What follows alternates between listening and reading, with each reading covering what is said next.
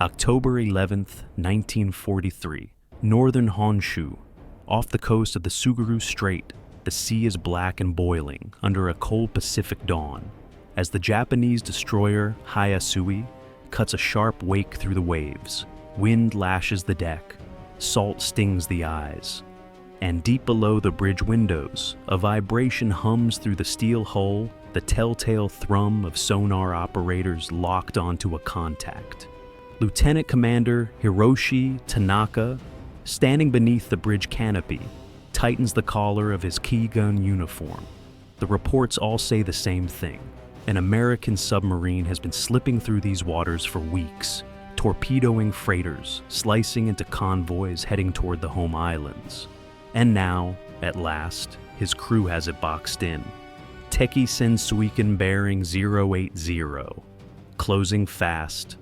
Enemy submarine, bearing 080. The word sent a ripple of adrenaline through the bridge crew. Below decks, the sonar operator squints at the crackling return. "Sir, the contact is diving, disappearing fast." Tanaka nods. He knows we're here. A rising tension spreads across the destroyer as alarms buzz and sailors scramble into depth charge positions. Boots slam against metal. Caps are yanked tight. The icy spray paints the crew's faces as they peer over the railing toward the water, waiting, listening, then ping, ping, ping. The contact locks on again. Tanaka grips the railing. "Prepare charges!" a voice shouts back through the storm. "Charges ready!" The Hayasui turns hard to starboard, listing just enough for the sailors to cling to the rails. The sea groans under the destroyer's weight, and then, K-woom. Depth charges plunge from the rails, sinking like silent anvils into the dark. A heartbeat passes, then another. The ocean erupts. Explosions roll up from the depths dull, concussive booms that make the ship's bulkheads shiver.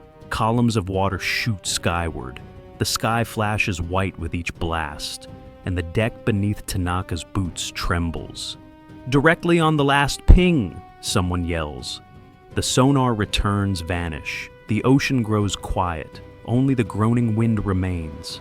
Tanaka inhales slowly. "Bring us around. Sweep the area." The Hayasui circles back over churning waters, still trembling from the detonations. The sea calms slowly, oily ripples spreading across the surface. A thin sheen of diesel fuel floats between pieces of shattered timber. Sailors point off the port bow. "Sir, oil slick!" another calls from starboard. "Debris! Flotation cork!" Tanaka leans forward. Hands gripping the binoculars, the unmistakable smell of diesel mixes with the morning air. In his experience, no submarine, American or otherwise, could survive a strike like that. Not from such a well-timed pattern. He lowers the binoculars. Record. Enemy submarine destroyed. A young petty officer rushes to the radio set. The message is sent with crisp confidence. "One American submarine confirmed sunk in Tsugaru Strait." The crew exhales in celebration. Shoulders loosen, some grin. Others wipe sweat from their faces despite the cold. Tanaka allows himself a small smile of satisfaction. For the Imperial Japanese Navy, the destruction of this submarine means a momentary exhale. One less predator lurking beneath their lifelines. One less raider waiting in the shadows. Yet beneath the waves, far below the erupting columns of pressure and flame, the submarine in question is still clinging to life. USS Wahoo, SS-238, has no business surviving that kind of depth charge attack. But somehow, through a mixture of luck, timing, and the inherent flaws in Japan's ASW doctrine, she crawls away. Her hull groans like an animal in pain. Pipes drip, lights flicker.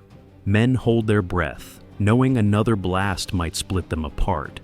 Her captain whispers into the dark control room. "Hold her steady, she's not done yet." The crew works silently, blindly, as the boat sinks deeper into the cold blackness to hide. The The smell of burnt insulation fills the air.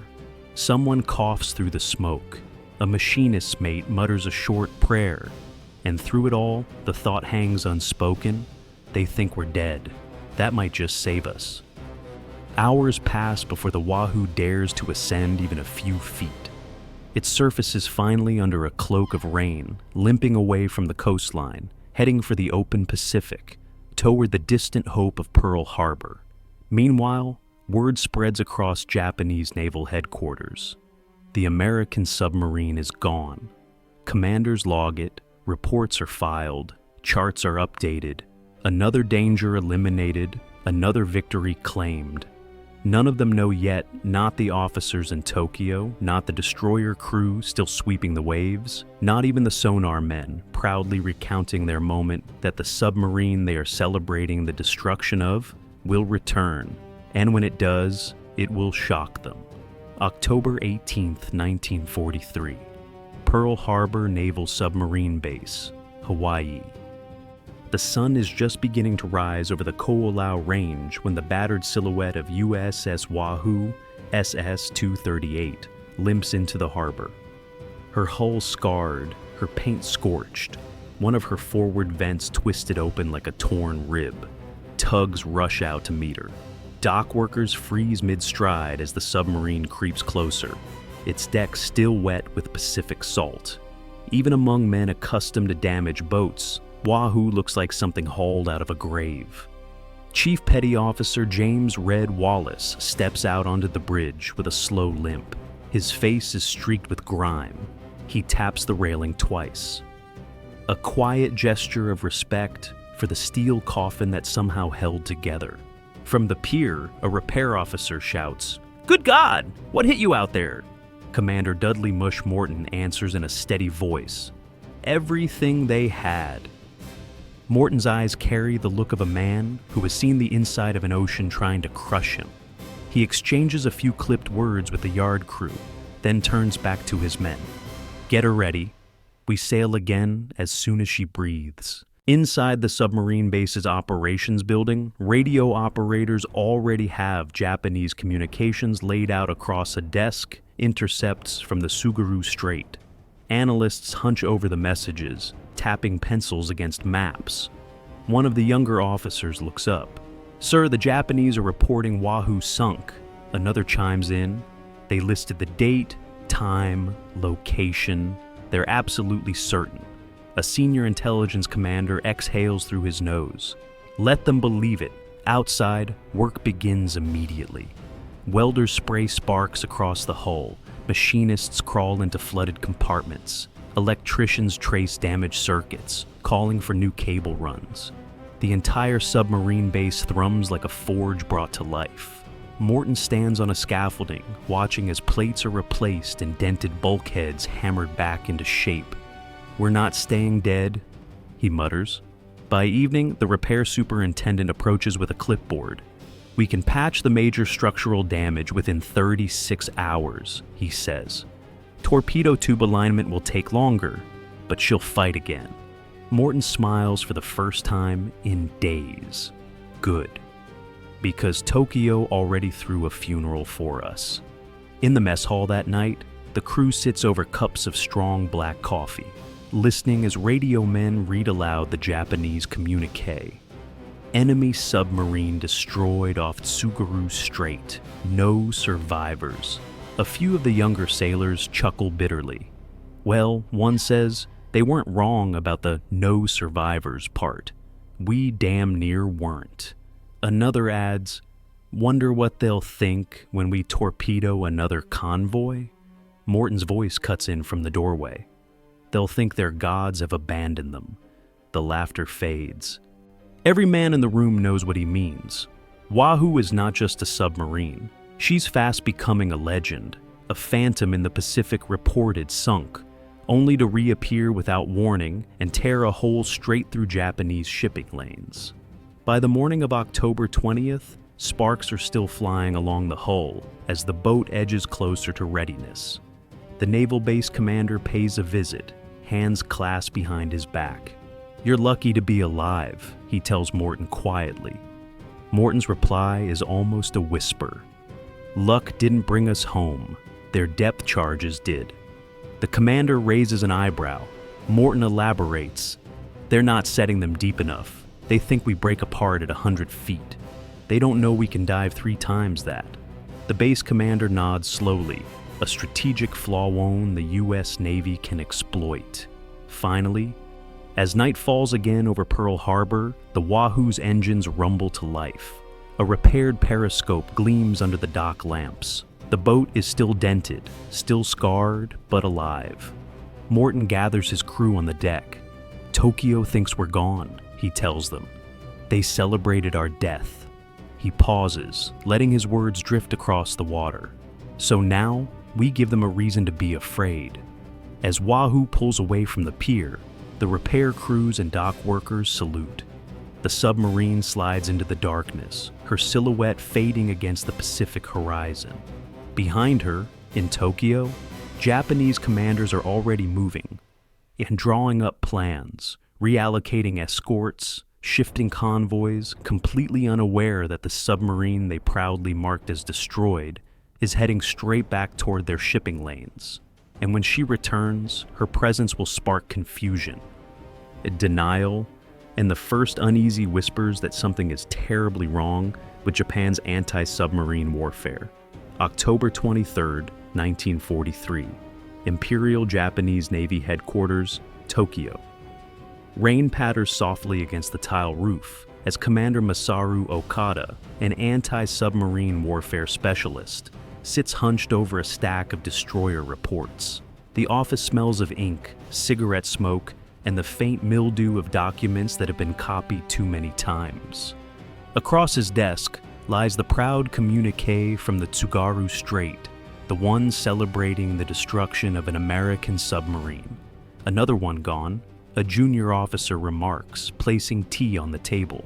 Okada only grunts. He has been reading too many of these victory claims.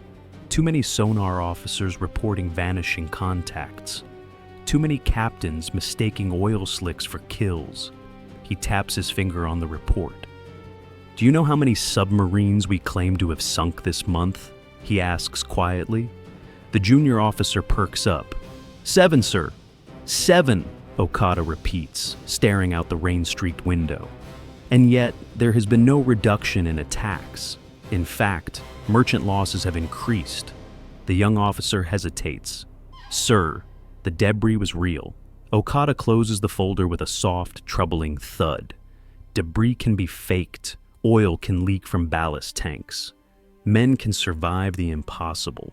He doesn't know it yet, but the submarine he believes destroyed USS Wahoo is already back at sea. What he does know, from months of reports piling across his desk, is this. Japan's anti-submarine warfare system is deeply flawed. Aboard the Japanese destroyer Shimushu, one day later, the sea is calm, the air cool. Sailors aboard Shimushu are practicing depth charge deployment under the watch of Lieutenant Sato Yutaro. The racks are loaded, the charges gleaming under the midday sun. Sato kneels beside one of the cylindrical casings, unscrewing a cap. Inside, the firing mechanism sits like a patient heart. Depth setting? He asks the nearest sailor. 75 meters, sir. Sato frowns. That's barely 250 feet. He straightens up, wiping grease from his palms. We have reports of American submarines diving below 300 feet, he says. Some as deep as 400. A few sailors glance at each other uneasily. One mutters, Sir, if we set them deeper, the casings may fail. Sato sighs. That is the problem. Japan's depth charges simply cannot withstand deeper settings. The casings deform, the fuses misfire. The explosives detonate prematurely, or not at all. The Americans, however, have continually reinforced their hulls. We're throwing firecrackers at them, Sato murmurs. A petty officer speaks up, but the Tsugaru operation. We didn't sink that submarine, Sato interrupts sharply. We scared it. He watches the sleek casings glint in the sun. To sink a submarine, depth charges must detonate close within meters. Japanese tactics, however, still rely on shallow charges, sonar interpretations that mistake sea currents for holes, failure to reacquire contacts after explosions, overconfidence in debris fields. Most devastating of all, they often drop charges on the submarine's last known position, not where it is going. A fatal oversight. Rabaul Naval Command, October 30th, 1943. In the humid war room at Rabaul, staff officers gather around a large maritime chart. Red pins mark lost merchant ships. Blue pins mark reported submarine kills. The imbalance is unmistakable. Rear Admiral Shunji Ishiwara stands stiffly at the head of the table. One hand gripping a pointer, sweat beads at his temple in the island heat. We have sunk this submarine. He taps a blue pin marked Tsugaru, yet this same enemy continues to sink our ships in the northern sea routes. He taps a red pin south of Sakhalin. One submarine cannot be in two places at once. His officers shift uncomfortably. One clears his throat. Perhaps another American submarine arrived. Or perhaps, Ishiwara says, lowering the pointer slowly. The submarine we claimed sunk is not sunk at all. A silence hangs in the room. Sanitizing reports, rushing claims, shallow charges, and misread sonar, they all swirl together into a chilling possibility. Japan has been fighting phantoms. Submarines they believed destroyed are still alive, and still killing. As staff officers begin whispering among themselves, back in the Pacific waters, the Wahoo slices through the waves, restored, silent, and very real. She is moving north again, toward the very convoy lines Japan is now desperately trying to protect. The Americans have studied the Japanese. They have recognized their weaknesses, and they intend to use every flaw to carve deeper into Japan's fragile maritime lifelines. The destroyers searching for Wahoo set their charges too shallow. Their sonar loses her in deep thermal layers. Their captains assume oil means death. But the submarine beneath them has learned their patterns, their blind spots, their timing. Japan believes its waters are now safer. They are not. The ghost of the Tsugaru Strait is returning, and Japan is nowhere near ready. November the 2nd, 1943. Northern Pacific, approaching the Coral Islands. Night blankets the sea in a cold, metallic glow as USS Wahoo, SS-238, glides just beneath the surface. Her engines hum softly, her crew whispering in the dim red light of the control room. The repaired steel groans with each swell, but she holds steady, alive, hungry, and aims straight at the shipping lanes Japan thinks it has secured. Commander Mush Morton stands over the chart table, a pencil pinned between his fingers. Convoy routes shift every week, he murmurs. But they can't hide forever. Beside him, Executive Officer Richard O'Kane studies the latest intel. Signals intercept, says 2 freighters and a tanker left Otaru yesterday. Escorts are light. Morton nods. Light is good. Light means we feast. He taps the chart once. Bring us to periscope depth. The order shoots through the submarine like an electric pulse. Plainsmen adjust wheel angles. Ballast pumps thrum. The boat rises through the darkness. Periscope eyes in the North Pacific. The lens breaks the surface with barely a ripple. Morton presses his eye to the cold brass, scanning the moonlit ocean. A line of shadows emerges on the horizon, fat, slow-moving silhouettes. Freighters. Contact, Morton whispers. 3 ships, 2 Morris, and a tanker in the rear. O'Kane leans forward. Escorts? Morton rotates the periscope another degree. A single destroyer trails behind, too far, too lazy. They think no submarine would dare come back here, Morton says. He lowers the periscope, voice steady. They're wrong. The attack torpedo room, seconds before launch. Steam hisses around the firing tubes. Torpedo men hold their breath. The tension is liquid. heavy, suffocating. O'Kane calls out measurements. Angle on the bow, 45 degrees. Range 900 yards. Morton raises his hand. Let's show Tokyo how dead we are.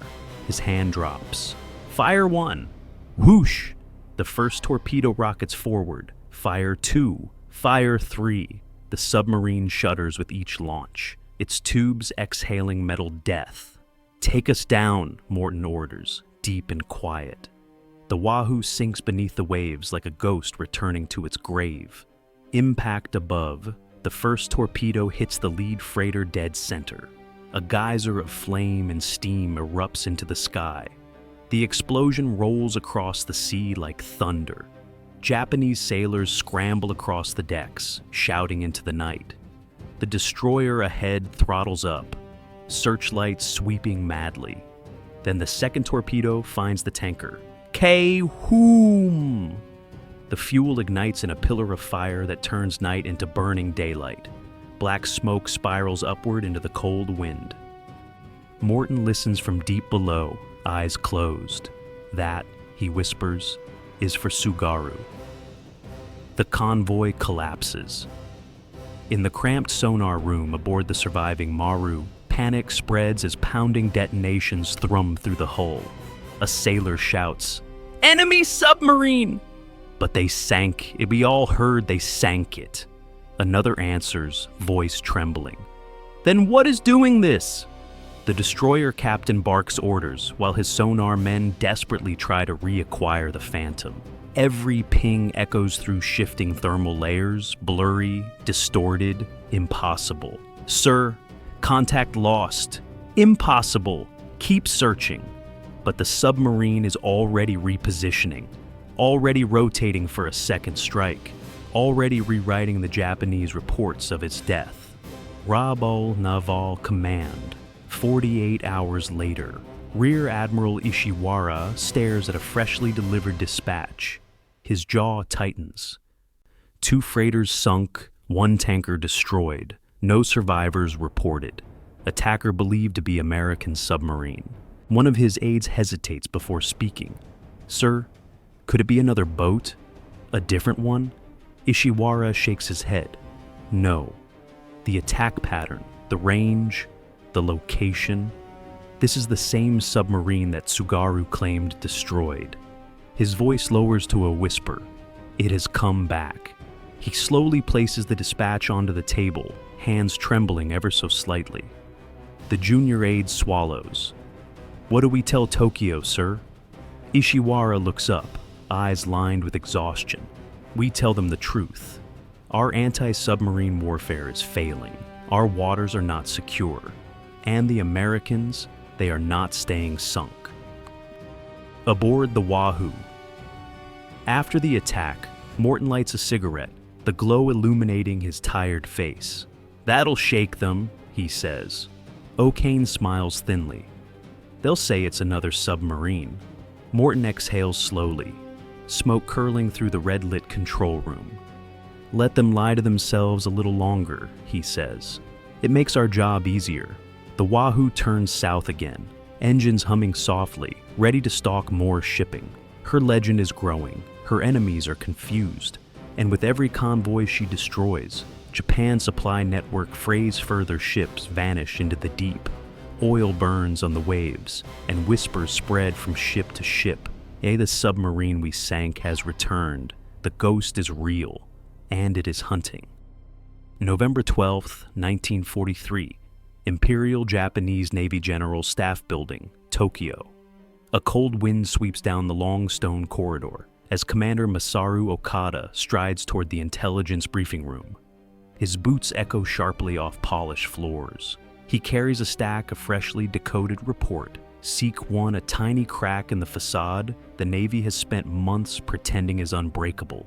Inside, the room is dim, lit by a few flickering lamps and the bluish glow of a wall-sized Pacific map. Senior officers sit in rigid silence. Cigarette smoke hangs above them like a storm cloud refusing to disperse. Rear Admiral Tadashi Sakamoto, Chief of Naval Intelligence, looks up. Commander Okada, he says, I trust you have the latest convoy reports? Okada nods grimly and spreads them across the table. The officers lean forward. 3 ships sunk off the Kurils. Another 2 disappearing near the Sea of Japan. Torpedoes striking in patterns identical to the submarine, destroyed near Tsugaru Strait. A murmur of disbelief ripples through the room. But that submarine is dead, one captain mutters. The Tsugaru operation was decisive. Okada's voice is low, almost gentle. No, it wasn't. He slides the final report across the table. The heading reads, "Attacker believed to be USS Wahoo identical engagement signature." Silence. Deep, heavy, suffocating. Rear Admiral Sakamoto exhales through clenched teeth. So, the Americans are using another submarine to imitate the one we sank. Okada shakes his head slowly. No, sir. This is the same submarine. Wahoo survived. Across the table, an older officer scoffs. Impossible. The contact vanished. Oil was sighted. Debris recovered. Okada's gaze does not waver. All easily staged. Americans pump oil deliberately. They eject debris. They run silent deeper than our charges can reach. Everything we saw at Tsugaru can be faked. Sakamoto clenches one fist. Then why report it as destroyed? Okada answers quietly. Because it fit the story we wanted to believe. Because our depth charges cannot reach them. Because our escorts cannot track them. Because admitting failure is harder than accepting proof. Meanwhile, aboard the destroyer. Amagiri. The ship pitches in choppy water as sonar men listen frantically to the echoes humming through their headsets. Pings bounce in odd directions, thermal layers bending sound, currents creating false returns. Possible contact at 300 meters, one operator murmurs. The captain frowns. No submarine can go that deep. Recalibrate. The operator hesitates. He has heard stories whispered in the dark. American boats diving deeper than expected, surviving attacks that should be fatal. But Navy doctrine insists enemy submarines collapse under pressure below 250 feet. It is treated as fact unchallenged, unquestioned, dangerously wrong. He adjusts the dial, filtering out the deep signal. The phantom disappears. A false sense of security settles across the command deck. They believe the submarine moved on. In truth, she lurks beneath them, silent and patient. Their doctrine blinds them. Their equipment limits them. Their confidence betrays them. Tokyo. Back in the briefing room, Sakamoto rubs his temples. So we have no reliable way to confirm kills, he says. None, Okada replies. We assume too much. We verify nothing. And now the Americans know our weaknesses. An intelligence lieutenant steps forward, voice trembling. Sir, we've intercepted U.S. naval chatter. They refer to their submarines as ghosts. Sakamoto exhales. Ghosts, yes?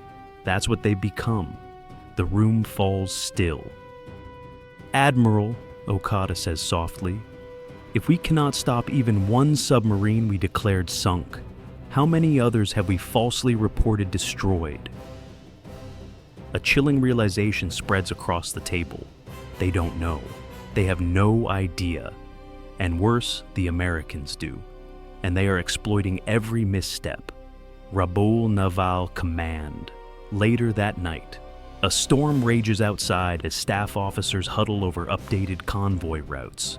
Admiral Ishiwara stands with his hands clasped behind his back, staring at the map pinned with sinking reports like wounds carved into the ocean. An aide approaches hesitantly. Sir, if the submarine survived Tsugaru, if it returned, Ishiwara finishes the thought for him, voice hollow. Then our escorts are blind, our tactics are wrong, and every submarine we claim to have destroyed may still be out there, waiting. Lightning flashes, thunder rolls over the base. The war room trembles. For the first time, Japanese Naval Command sees the truth. Their underestimation of American submarines is not a tactical issue. It is a strategic disaster. The ocean is not safer. Their convoys are not protected. And one submarine, one they believed dead, has just proven their war doctrine fatally flawed. Aboard the Wahoo end of the month, Morton watches the horizon through the periscope as another Japanese freighter burns, smoke rising like a funeral pyre into the dusk. Behind him, O'Kane whispers, "They'll know it's us." Morton smiles faintly. Let them. Fear is a weapon too. Far away in Tokyo, commanders stare at their maps in dawning horror. The ghost is real, and Japan has finally realized it. December 4th, 1943. Imperial Japanese Navy destroyer, Kishinami, Eastern Philippines Sea. Wind lashes across the forward deck as Kishinami cuts through dark waters, her searchlight stabbing into the night like spears of white fire.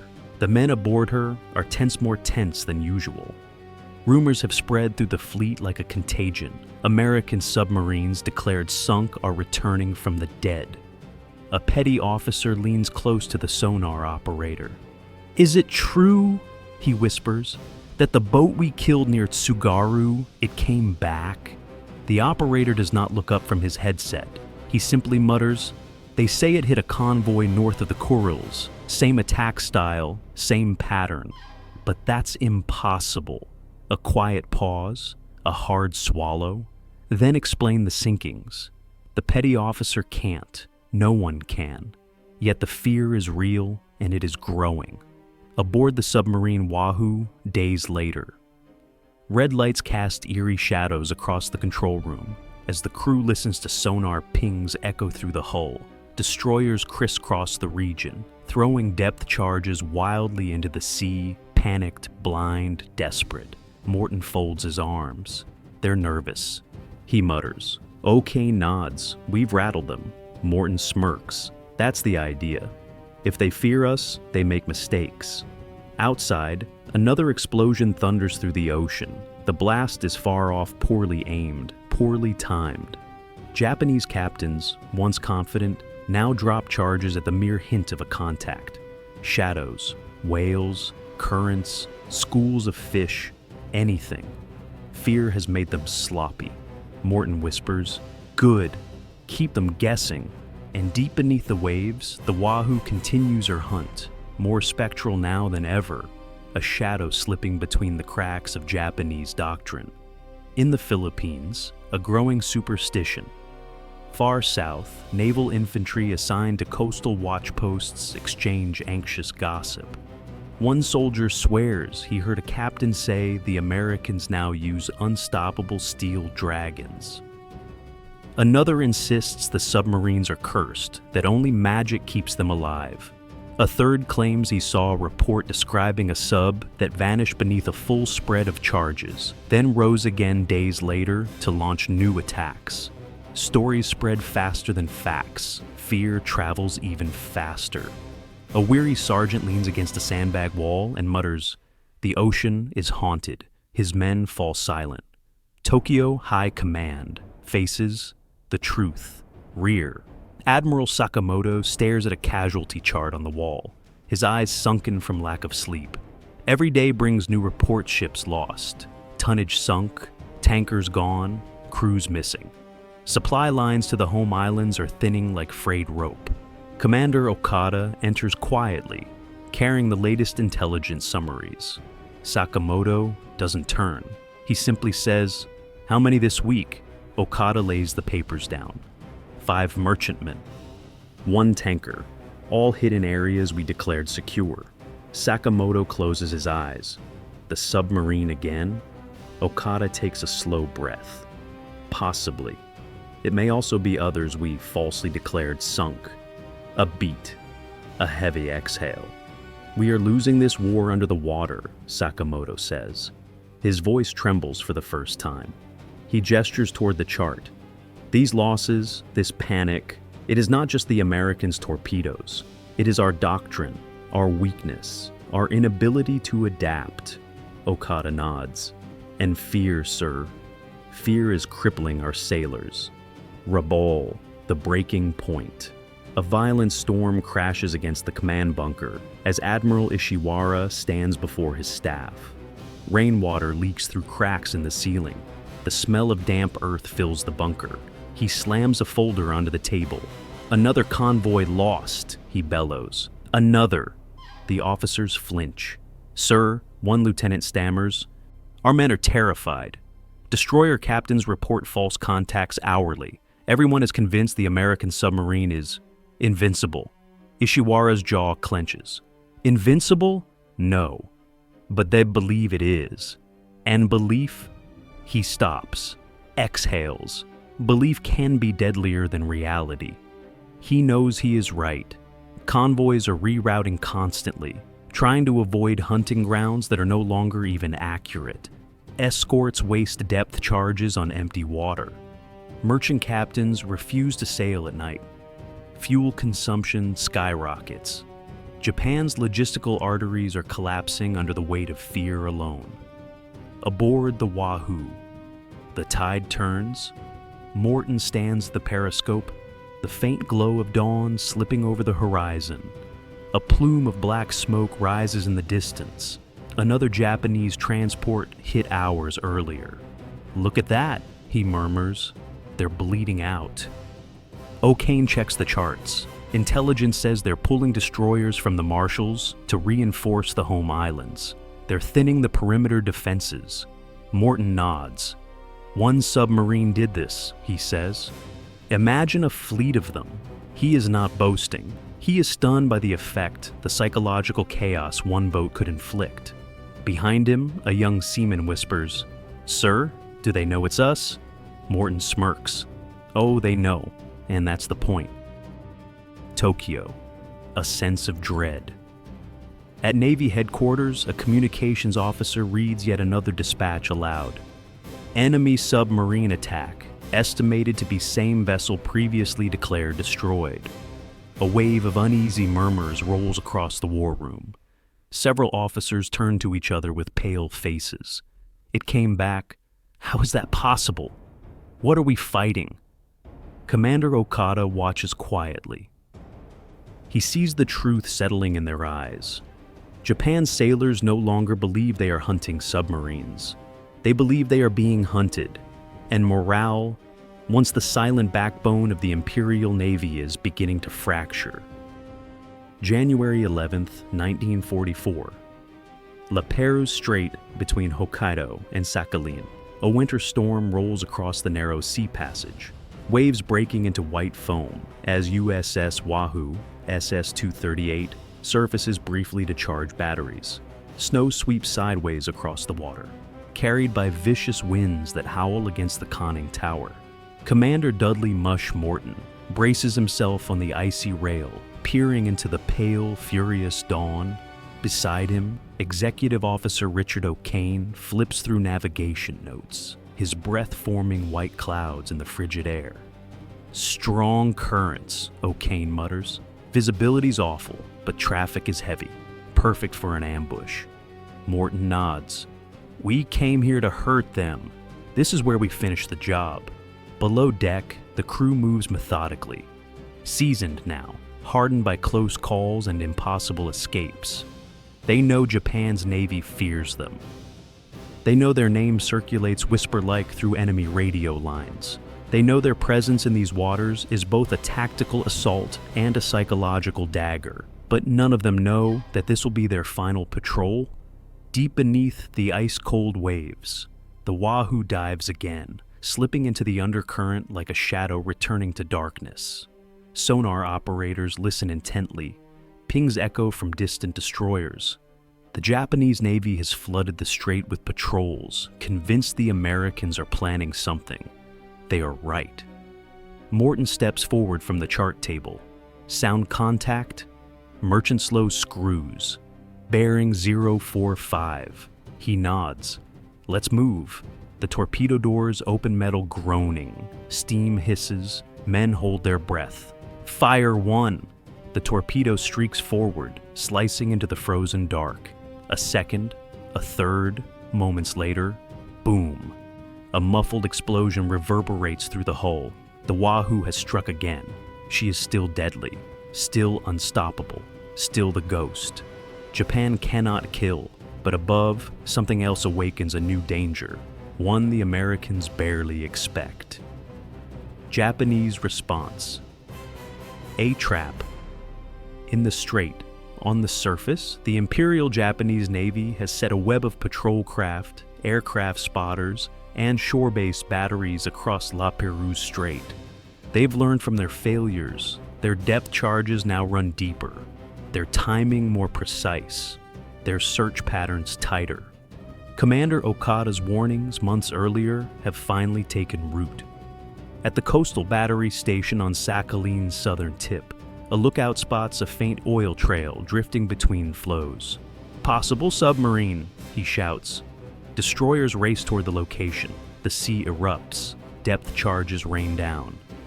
The water churns into chaos. Ice crashes against steel.